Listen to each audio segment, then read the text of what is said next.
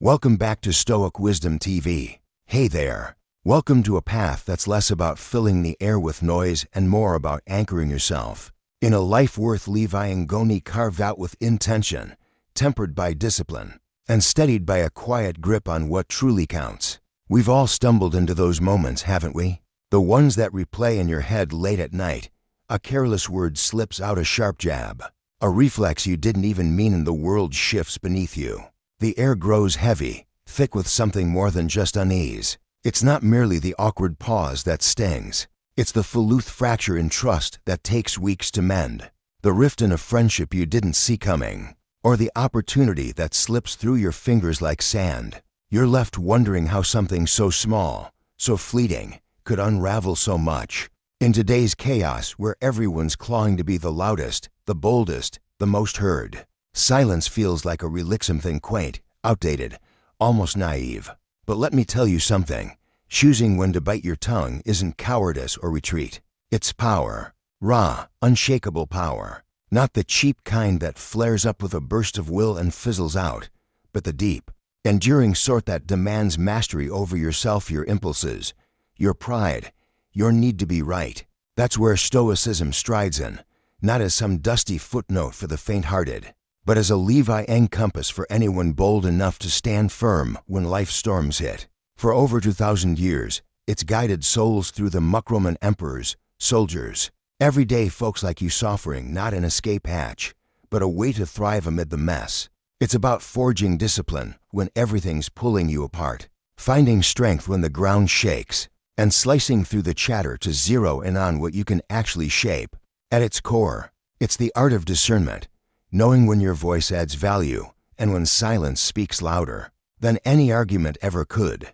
If you've ever felt your words twist against you, leaving you raw, exposed, kicking yourself for what you let slip, or if you've watched them drain you like a slow leak, this is your call. I've been there too, staring down the wreckage of a sentence I couldn't take back, wishing I'd just held my peace. But here's the good news. You don't have to stay stuck there. Stick with me through this, and I'll hand you 7 lessons, practical, battle-tested, straight from the Stoic playbook to turn your words into a force, not a flaw. These aren't quick fixes. They're a way to build something solid, something that lasts. We're not here to just talk about it, we're here to live it. Let's start with the first step. Lessons 1. Listen more, speak less. Ever found yourself mid-conversation, laying your soul bare? Maybe it's a fear you've been wrestling with, a dream you're chasing, or just a rough day you can't shakenly to have the other person slice through your words with a smug, "Oh, yeah, I totally get it," before you've even finished. Or worse, they toss out a distracted chuckle, a half-hearted huh, and pivot the spotlight back to themselves like you're just a warm-up act for their monologue. It's a gut punch, isn't it? You're pouring out something real, something heavy, and it's like you're shouting into a canyon. No echo, no response, just a void swallowing your voice. That's the world we're living in now, where talking's as easy as breathing. Scroll through X or Instagram, and it's a deafening roar, a million voices clawing over each other, screaming, "Hear me out. Pay attention to me." Everyone's got a hot take, a selfie, a rant, all desperate for likes and retweets. But listening, that's a ghost town. It's rare, almost radical, too. Find someone willing to shut their mouth long enough to truly hear what's being said, to sit with it, to feel it, to let it land. We're drowning in noise, yet so few have the guts to wade into the quiet. In Stoicism, though, listening isn't some passive backseat gig you do while waiting for your turn to shine. It's a power move, a flex of inner strength, a badge of a mind that doesn't need to strut or prove itself every damn second.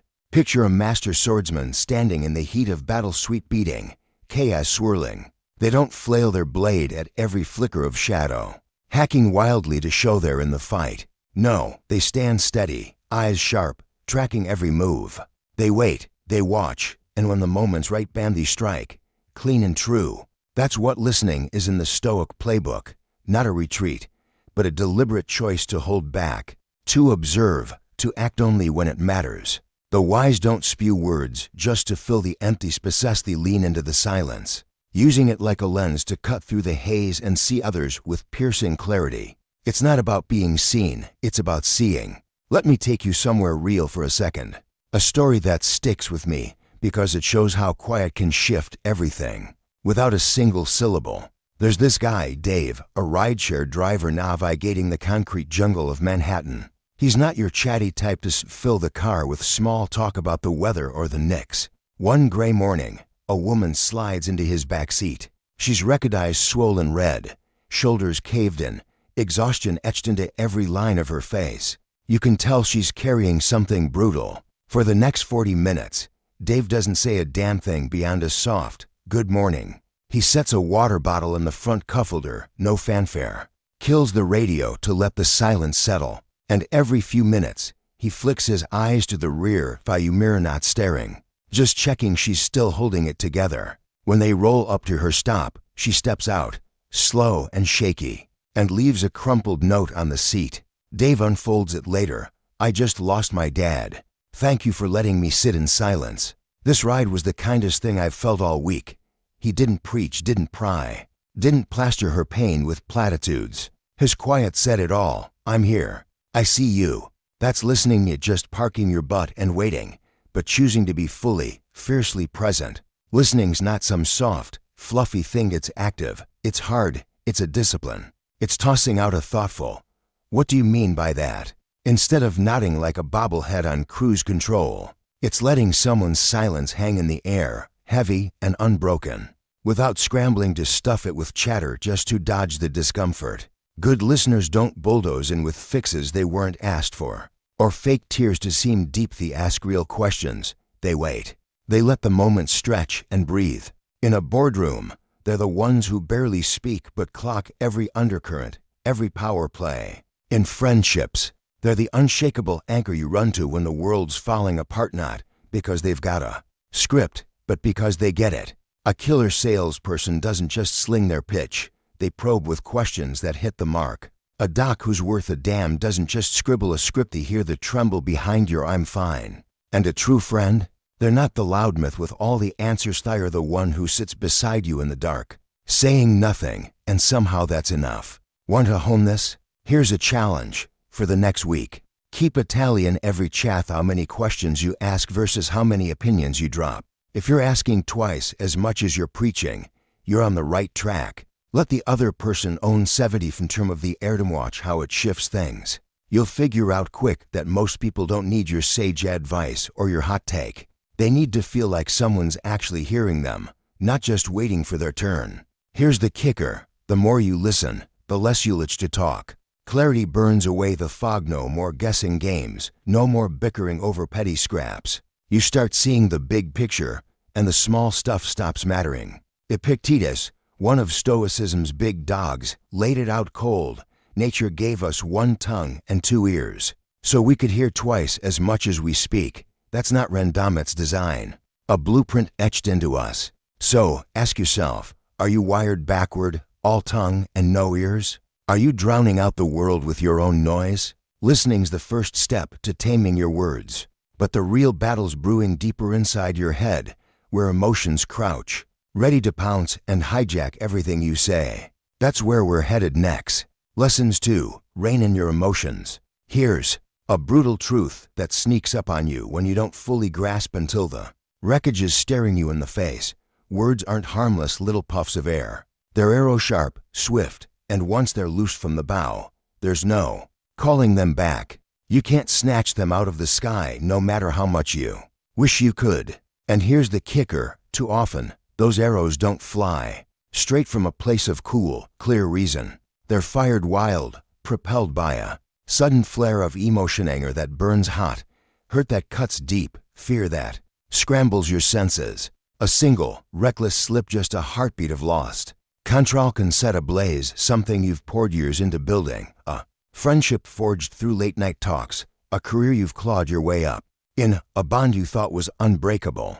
Maybe you've been there, felt that sting. Rage bubbles up like lava, and before you can choke it down, you're spitting fire words you'd pay anything to erase, but they're already out, echoing in the silence as you cringe at the sound of your own voice. Or maybe it's a secret you let slip in the heat of the moment, a desperate bid to win a Point only to watch trust kind that takes ages to earn crumble to dust in seconds. These aren't rare missteps tucked away in some dusty corner of life.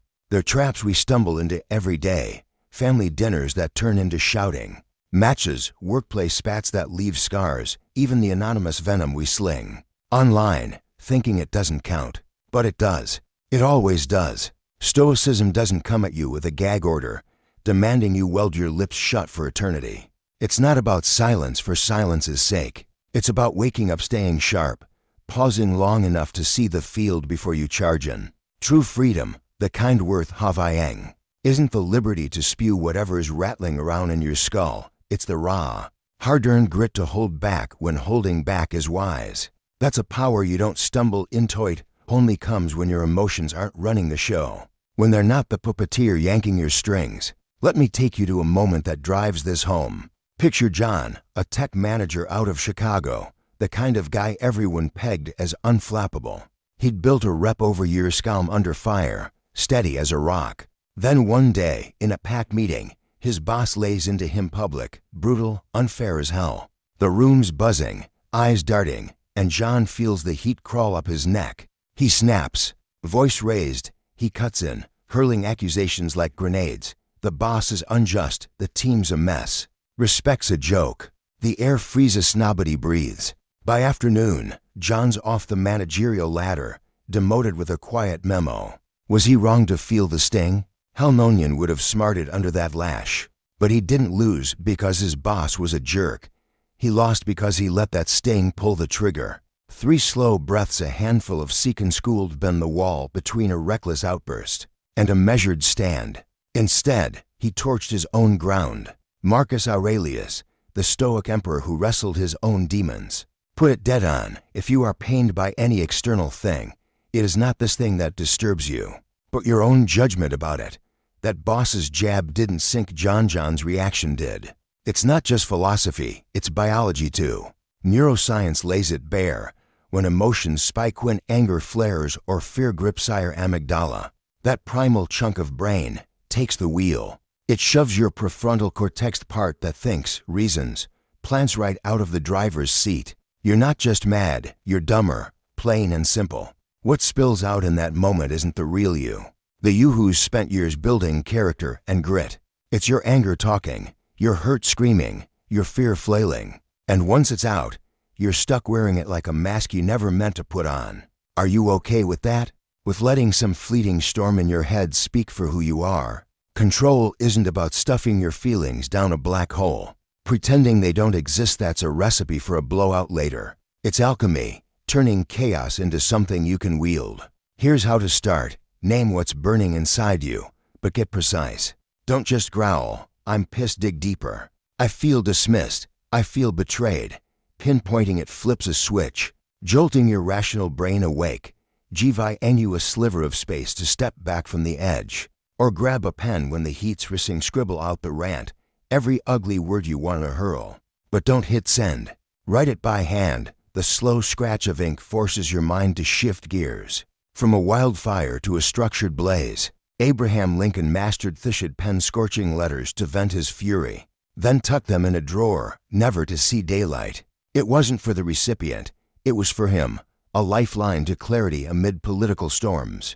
That's how he stayed steady when the world was falling apart. Pick an anchor to something small, physical, yours. A slow exhale through your mouth, a tap on your wrist, a clench of your fist. It's a signal to your brain: I've got this. I'm still here. These aren't cute little tricks, they are your shield, forged to guard your dignity, your peace, your soul. The real power isn't just in dodging the dumb stuff you might say, it's in knowing what to say, when to say it, and how to land it with weight. Or, better yet, knowing when to say nothing at all. That's not weakness, it's command.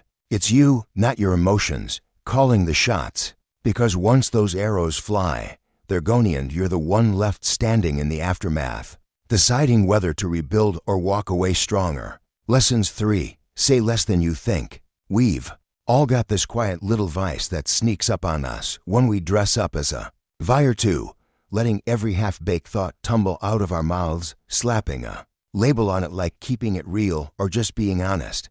But let's cut the Crap dumping your brain unfiltered isn't truth-telling. It's a failure of discipline, a lazy surrender to impulse. Real depth doesn't come from flooding the room with every fleeting notion that crosses your mind. It's born from sifting, refining, holding back until what you say carries weight. Picture this: you're at a coffee shop, catching up with friends over steaming mugs. Someone may bet you drops a vulnerable nugget. I've been thinking about switching jobs, shaking things up. They're barely through the sentence when another voice barrels in. Honestly, that's a dumb move right now. Economy's a mess. Another chimes in with a snarky, yeah, good luck with that. And the real talk zingers keep piling on like cheap shots in a bar fight. The vibe shifts hard. What started as a shared moment sours into a critique fest. The one who opened up shrinks back, nods it out with a tight smile, and you can bet they're not spilling their guts to that crew again. That sharp point they tried to make, it might have been dead on, but slung at the wrong time, in the wrong tone, to the wrong ears. It's no better than garbage rattling in a can. Timing's everything, and words without it are just noise. Stoics don't button up because their minds are empty, or they're scared to play the gamut. They hold their tongues because they've clocked a hard truth. Every word's got a price tag. It costs you energy to spit it out, privacy when it lands, trust if it misfires. Epictetus, that tough-as-nails Stoic who rose from slavery, laid it out cold: if you want to improve, be content to be thought foolish and stupid. Wisdom isn't hollering to prove you're the smartest guy in the room. It's keeping your cool, even when the world misreads your silence as weakness or cluelessness. It's about picking your battles, not swinging at every shadow. Let me take you to a scene that sticks like glue. Thomas was a finance whiskwick on his feet, brain like a steel trap. One day, his boss rolls out a new idea in a meeting.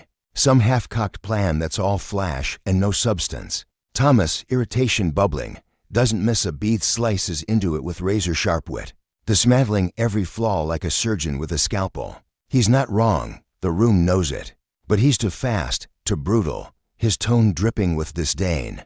The boss doesn't flinch then, just lets it hang. Weeks later, Thomas gets word he's off a major project. No fanfare, just a quiet shove to the sidelines. Leadership didn't ditch him because he lacked the chops. They saw a loose cannon, someone who couldn't rein it in. He didn't lose for being dumb, a lost for not knowing when to shut up. That hit him hard, but it flipped a switch. From then on, he changed the game.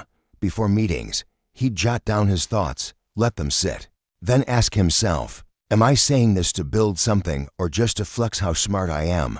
If it was the latter, he kept it locked down. Months later, people started shifting in their seats when he did speak. His silence wasn't hesitation. It was depth, a signal that what came next mattered.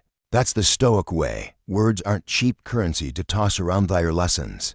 And you don't swing a hammer unless there's a nail to hit. Want to test this in your own life? Next time a thought pops up, some clever jab or hot opinion, give it 3 seconds to breathe. Ask yourself, is this worth it right here, right now, to these people? Picture every word as a dollar bill coming out of your wallet suddenly. You're not so quick to spend. You'll find saying less doesn't tie you down, it sets you free. No more scrambling to justify every off-the-cuff remark. No more tangled in debates you never meant to start. Silence isn't just holding back, its armor. A shield against the chaos of pointless arguments and the quicksand of misunderstandings. It's you standing firm, not flailing to be noticed. Think about why you talk so much anyway. Are you aching to be heard, to carve out your spot in the noise? Or is it deeper, some quiet fear of fading away, of not mattering unless your voice is ringing out? That's the trap, needing to speak to prove you exist. But here's the Stoic twist, you don't have to. Your worth isn't tied to how loud you reach in what you do, how you carry yourself. Pick your moment, not because you're scared, but because you're deliberate. Ideas, dreams, even gripes, they're like seeds. Toss them into the wind too soon, and they're gone, scattered before they can root. But plant them in soil, give them time, and they grow into something real. Thomas learned that the hard way. His razor tongue cost him, but his silence won him back respect. You can do the same. Next time you're itching to unload, pause. Weigh it. Is it soil or wind you're facing? Because the real fight isn't about getting the last word, it's about making the words you do say hit like thunder when they land. That's not just restraint, it's power, the kind that echoes long after the room goes quiet. Lessons 4. Guard your plans like gold. Here's a strange little glitch in the wiring of modern life, when you might not notice. Until you're stuck spinning your wheels, the more people shout their goals from the rooftops, the less likely they are to actually cross the finish line. You've seen it play out 100 times. I'm launching a business. This is my year to get fit, plastered across social media with all the enthusiasm of a New Year's resolution, hashtags and all. Then, a few months roll by, and it's crickets. The grand announcement fizzles out like a stale post buried under newer, shinier noise. Why does this happen? It's not always laziness or lack of guts. There's something sneakier at work. Talking acts like a sedative, a warm, fuzzy blanket that tricks your mind into feeling like you've already done the heavy lifting when, in truth, you've barely laced up your boots. It's a mental sleight of hand, the buzz of saying it out loud, jetting those likes, those "you've got this" nods feels so close to progress that you don't notice you're still standing at square one. Take a guy you overhear at a cafe, buzzing with excitement over his big idea, an artsy coffee shop with vintage books, indie Vibes, a community hub. He's got the whole vision, painting it for anyone who'll listen, eyes lit up like he's already pouring the first espresso. 6 months later, you swing by the same spot. There he is, same table, same coffee, spinning a new tale that sounds eerily like the last one. No shop, no sign of it. He's not slacking, not some dreamer without spinnias just snagged in a trap, caught in the illusion that talking about the grind is the same as grinding it out. Sharing hands you the thrill of victory, praise, encouragement, a pat on the back without the sweat, and that's a drug your brain can't resist. Marcus Aurelius, the Stoic heavyweight who ruled an empire while wrestling his own soul, didn't waste breath bragging about levying simply, just did it day in, day out. No fanfare, no proclamations, just the quiet rhythm of a life aligned with what mattered. That's the Stoic way, action over noise. Now, let me pull you into a story that hits closer to home. Jake was 34, a coder trapped in a corporate gig. He said, cubicle walls closing in, fluorescent lights buzzing his spirit dry. He had a dream, though, building his own app, something sleek, something his. He'd pitch it to friends over beers, sketching out features on napkins, laying out timelines like a general mapping a campaign. Wow, that's cool, they'd say, eyes wide, and he'd soak it in, riding that high. Months ticked basics, then not a single line of code hit the screen. The plans sat there, pristine and untouched, while Jake kept talking, kept basking in the you're onto something vibes. Then one night, a buddy made fed up, maybe just honest, laid it bare. Jake, you're addicted to the hype, not the hustle. Stop talking and start doing. It stung like hell, a slap that echoed in his gut. The next day, Jake went dark. No more posts on X, no more napkin sketches for the crew. He deleted the hype, sat down, and wrote his first line of code, clumsy, shaky, real. 3 months of silence stretched into 6, no updates, no chatter. Then, one random Tuesday, his app dropped quietly onto the Storeno launch party. No look at me. Just results, solid and undeniable. Talking had been draining him, bleeding his drive into the ether. Silence poured it back into the work. He didn't need the applause anymore, he had the thing itself. Your brain's a tricky beast, it can't always tell the difference between planning and doing, between dreaming and delivering. Share your goals too soon, and you cash out early, pocketing the feel-good rush of I'm on my way without ever taking the first step. It's like eating dessert before the meal. You're full, but you're not fed. Psychologists call this the intention bahavai, or gap. Announcing your plans scratches the itch of achievement, sapping the hunger to actually chase it. You get the reward without the fight, and that's a thief in the night, stealing your momentum. Stoicism flips the script. Guard your plans like a tree guards its roots. You don't see an oak shaking its branches to prove it's growing. It sinks deep, silent, steady, until it's too tall to ignore. Talking's loud shaking, doing's quiet growth. The louder you broadcast, the more you risk scattering your energy to the wind. Praise feels good, but it doesn't build a damn thing. Jake learned that. Marcus lived it. You can too. Here's a challenge to test it. Go 30 days without spilling your goals. No I'm gonna posts, no humble brag updates, no fishing for nods. Every time that itch to announce hits, pivot right down one concrete step instead, then take it. Maybe it's researching a skill, sketching a blueprint, pounding out a draft. Doesn't matter if it's small, it's yours and it's real. You're not hiding in the shadows, you're building something solid, brick by brick. Away from the chatter. Silence isn't about shame or secrecy. It's about protecting what's yours until it's strong enough to stand. Results don't need a megaphone hit like a freight train, shaking the ground without a word. When Jake's app went live, he didn't need to hype it. It spoke for itself, and people listened. That's the Stoic edge. Let your work roar so your voice doesn't have to. Because the truth is, the less you say about what you're chasing, the more you've got left to chase it with. Guard your roots and watch what grows. Lessons 5. Pick your people wisely. There's a slow, insidious bleed in life that most of us don't catch until the damage is already pooling around our feet, the habit of oversharing with the wrong people. You think you're building a bridge of connecting, bonding, letting someone in, but in reality, you're handing them a shovel, and every word you spill is another scoop of dirt they might one day use to bury you.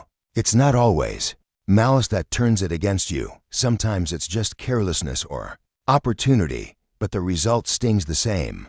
Take Mark, a rookie personal trainer with big dreams and a scrappy gym he was fighting to keep afloat.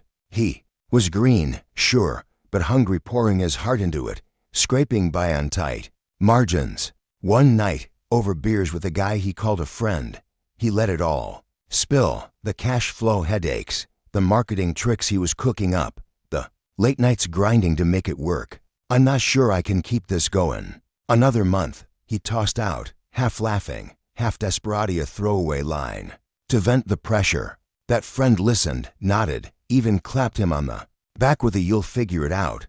Weeks later, Mark's jaw dropped when he saw a new gym pop up right next door. Some vibey, same clientele, built on the bones of his ideas. That casual confession about barely hanging on, it spooked a couple of potential investors he'd been courting. Word got around fast. Mark wasn't weak or naive, he was just too quick to trust, too eager to let the wrong eyes peek behind the curtain. His shovel wasn't his struggle, it was his openness, and someone else swung it hard. Stoicism doesn't roll up with a padlock for your soul, telling you to shut down and board up every window. It's not about turning into a hermit or choking off every human connection. It's about choosing, with cold, clear eyes, who gets a key to the inner rooms. Epictetus, the Stoic who clawed his way from slavery to wisdom, would put it something like this: what you say belongs to you, what they do with it doesn't. You own your words until they leave your lips. After that,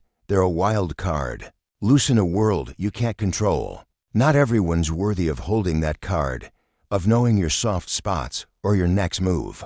That stranger on the bus who nods along as you unload your family drama over a rattling ride. They've got no stake in your story, no loyalty to guard it. They're just a pair of ears with a pulse, and what you give them might bounce anywhere. Those late-night rants you blast online, ex-posts dripping with raw frustration or hope.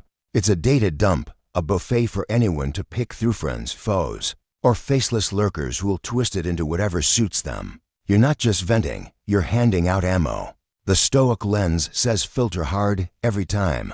Does this make me stronger? Or does it give them leverage? If the answer is shaky, if there's even a whiff of risk, lock it down. Keep it close. Your truth's not a free-for-all. Let's dig into why this matters, because it's not just about paranoia, it's about power. The kind you keep by choosing wisely. Mark's story isn't some one-off fluke. It's a warning stitched into everyday life. You've felt it too, haven't you?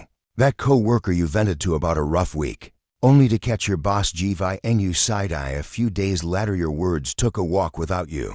Or that family secret you let slip to a cousin, thinking it'd stay safe, until it's wielded like a club at the next reunion. Online's the worst of it. People pour their guts onto screens, belying the catharsis is worth it. That getting it out heals.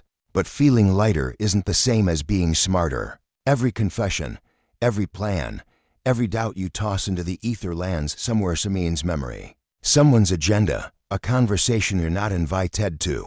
It's not always a grand betrayal. Sometimes it's just a careless whisper that shifts the game against you. The cost of being too open isn't a maybe, it's a guarantee. A slow drip that erodes your footing over time. Here's a rule to live by. One I've carved out from watching this play out.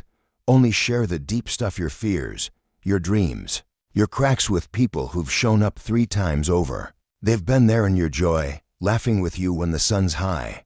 They've stuck around in your pain, not flinching when the mess hits. And they've sat with you in silence, no gain on the table, just presence. That's the test 3 proving grounds, because anyone can be kind when it's easy. But loyalty shines when there's nothing to grab.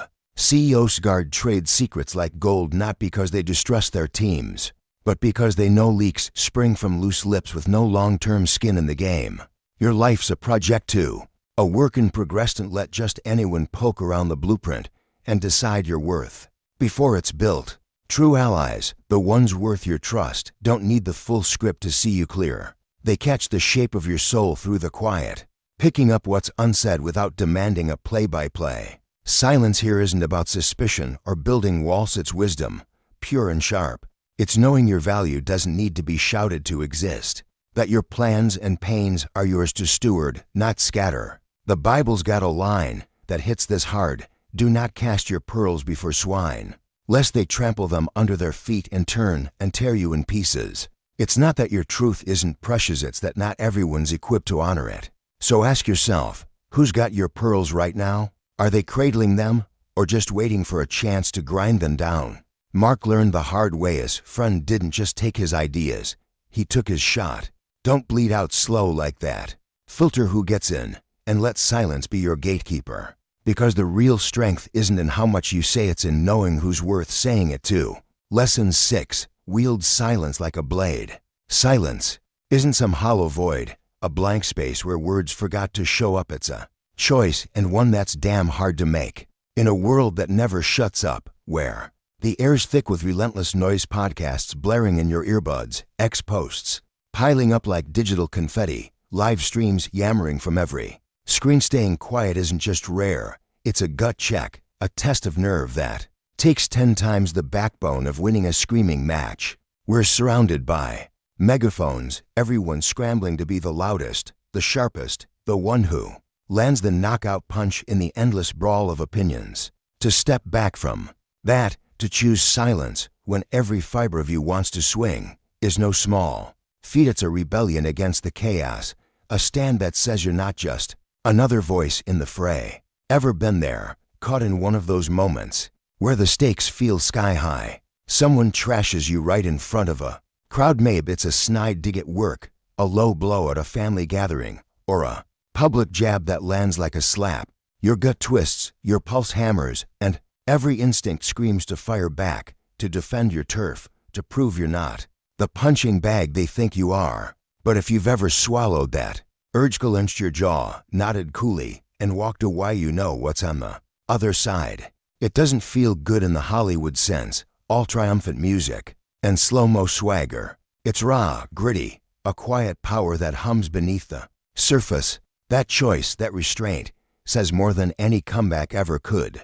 I don't need to prove a damn thing to you.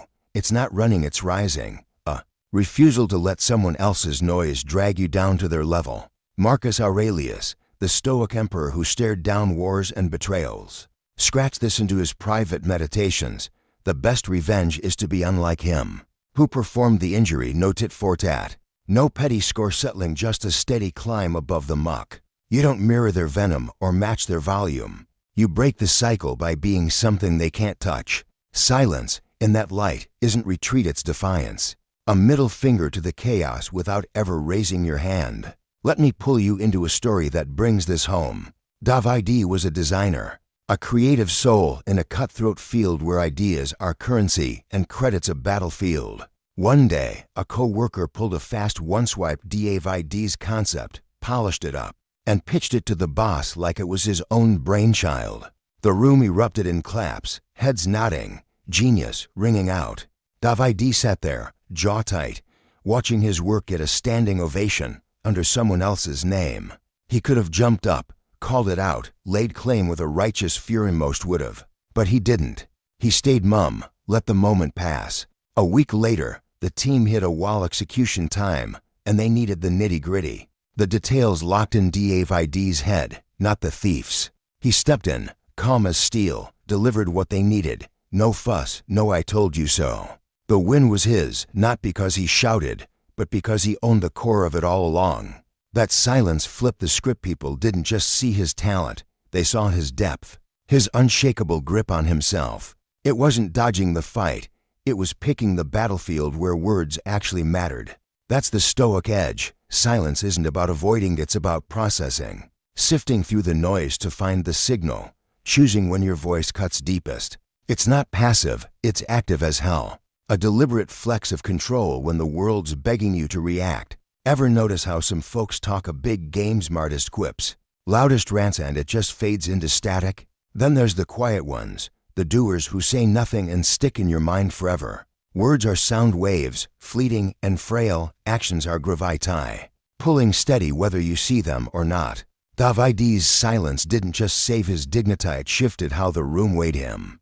But it's not easy. The catch: you've got to wrestle that primal urge to lash out, to be heard, to stake your claim right then and there. It's a fear we all carry. If I don't speak, they'll think I'm weak, wrong, invisible. Yet here's the twist: silence breeds a strange, magnetic power. It leaves them guessing, off balance, and in that gap, you gain ground they can't touch. It's not about winning the moment, it's about owning the long game. Want to feel this for yourself? Try a silent day, no arguing, no pro-vying, no vague posts fishing for a fight. Just watch the world spin. Track every time your tongue itches to jump in. Every flare of "I've got to say something." Then, at day's end, ask, would speaking have fixed a damn thing? You'll be surprised how often the answer's no. Feelings anger, hurt, pride, deathy swell when you feed them air, when you give them a megaphone. Starve them instead. Let them sit in the quiet, and they shrink, lose their teeth. It's not just Stoicism, Taoism, Buddhism. They all nod to this. Non-action's no cop-out.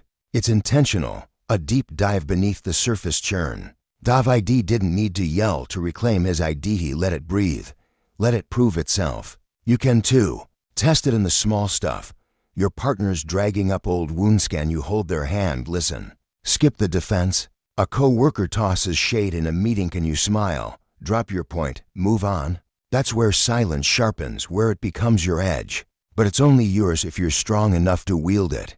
It's not for the faint. It takes guts to sit with the heat and not flinch. If you've ever held back, felt that rush of "I could've, but I didn't," and came out tougher, mark it. Silence isn't the absence of power. It's the presence of something fiercer. Something that doesn't need to shout to stand tall. David's team didn't hear him because he demanded it. They listened because his quiet made them have to. That's your play. Say less, mean more, and let the world catch up when it's ready. Lesson 7. Let your deeds talk. We've all got this itch baked into us, a hunger that's as human as breathing. The craving for a nod of respect, a quiet sign that we matter, that someone sees us and says, yeah, you're worth something. It's not a flaw, it's a spark that can drive us to build, to push, to rise. But here's where it twists into a trap. Too often, we chase that nod by flapping our gums about what we're going to do, spinning tales of grand plans and bold moves like it's a preview reel for a blockbuster life. I'm starting a side hustle. I'm finally gonna get ripped. We blurt it out, loud and proud, expecting the world to clap before the curtains even up. That's the snare. The more you hype what's coming, the less fuel you've got left to make it real. Your brain's a sly little trickster. It loves the shortcut. Talking about the win feels so close to winning that you start to slack, coasting on the buzz of your own voice. Instead of grinding through the muck, you get the high without the fight, and before you know it, the dream's just a ghost, fading into the static of someday. Stoics saw right through this gamut. He knew every word's a trade-off, a chunk of energy spent that could have gone into doing. Their playbook's simple but brutal. Act first, speak after. Think back to the last time you tossed out a casual, "I'm gonna hit the gym this year." Did it stick? Or did it drift away like smoke once the initial thrill of saying it wore off, leaving you with nothing but a gym bag gathering dust? That's the trap snapping.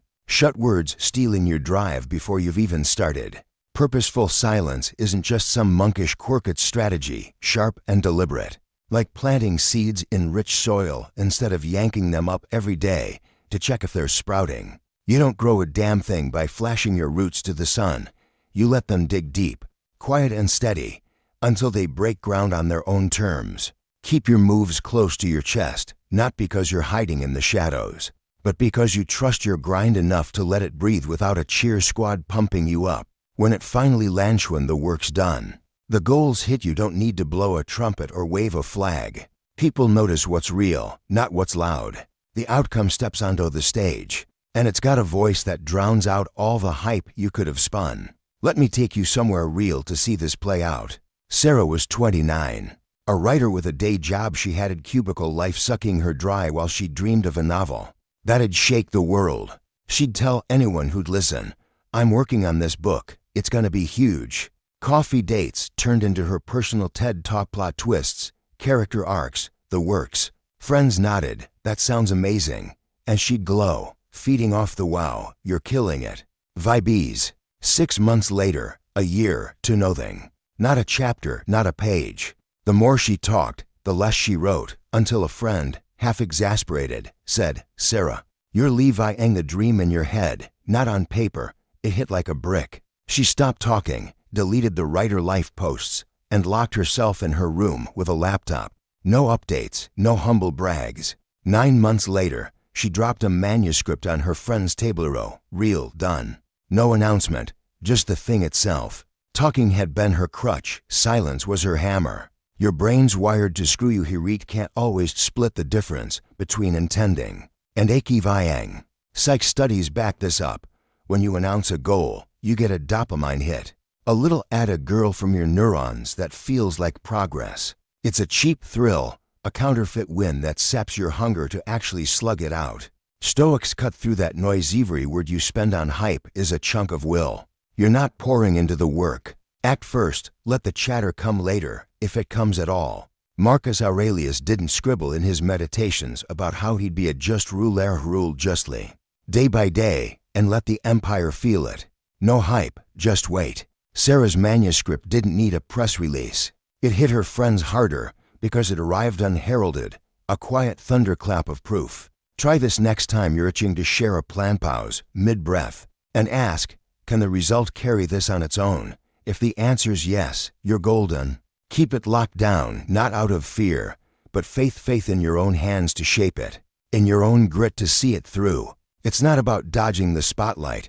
It's about earning it without begging. When I started running, I used to tell everyone, "I'm hitting 5K by spring. Love the go you." Cheers. Spring came, number 5K, just excuses. Then I quit talking, laced up, ran, tracked miles in silence. One day, I crossed that line, no one watching. Didn't need to post it, the sweat on my shirt said enough. People notice what's Ralphie, feel the gravity of a deed done, not the echo of a promise made. Control your words, and you control your path. It's that stark. Every time you resist the urge to broadcast, you're banking power for the doing. Stoics don't waste breath on previews, they deliver the movie. Sarah's friends didn't care about her old pitches once they held her book its weight. Shut down the need for words. That's your play. Let the outcome take the mick. Next time you're tempted to spill, think of those seeds, yank them up, and they're dust. Let them root, and they'll tower. Trust your grind, not your audience. When it lands, it's not respect you'll get, it's something deeper, a quiet awe that sticks. Because real wins don't shout, they stand there, solid, and make the world lean in. These 7 lessons: listening with intent, taming the wild currents of your emotions, filtering your speech with precision, guarding your plans like sacred ground, choosing confidence with hard-earned discernment, embracing silence as a quiet force, and letting your actions blaze their own trail aren't just a grab bag of handy tips to tuck into your back pocket. They're not quick fixes or life hacks to skim and forget. No, there's something far weightier, a life, a framework, a way of standing tall in a world that's hell-bent on knocking you sideways.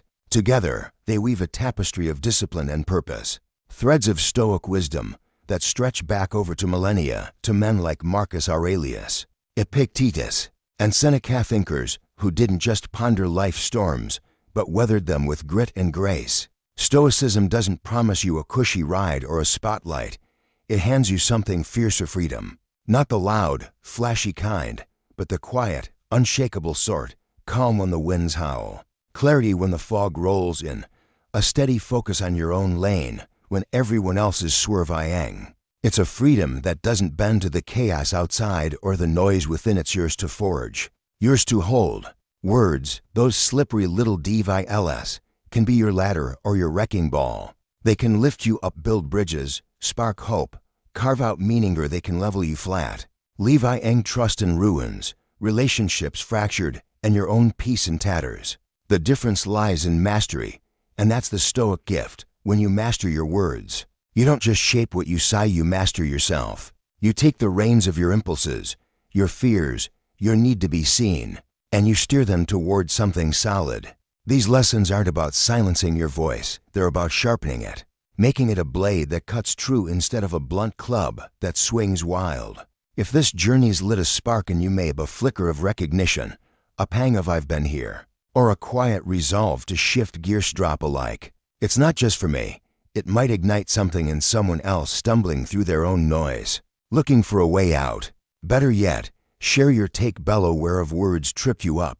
That time you blurted too much and watched it backfire. That moment you held back and felt the ground steady beneath you. Lay it out, not for pity, but for the raw truth of it. We're all in this mess together, and your story might be the mirror someone needs to see clearer. This isn't just a read, it's a call to live differently, to wield your words with the same deliberate strength you'd bring to a fight worth winning. Stoicism's not a theory, it's a practice, and these lessons are your proving ground. Step up, reflect, and let's keep carving that path. If this message resonates with you, please like, share, and subscribe for more content that will help you create the life you truly deserve.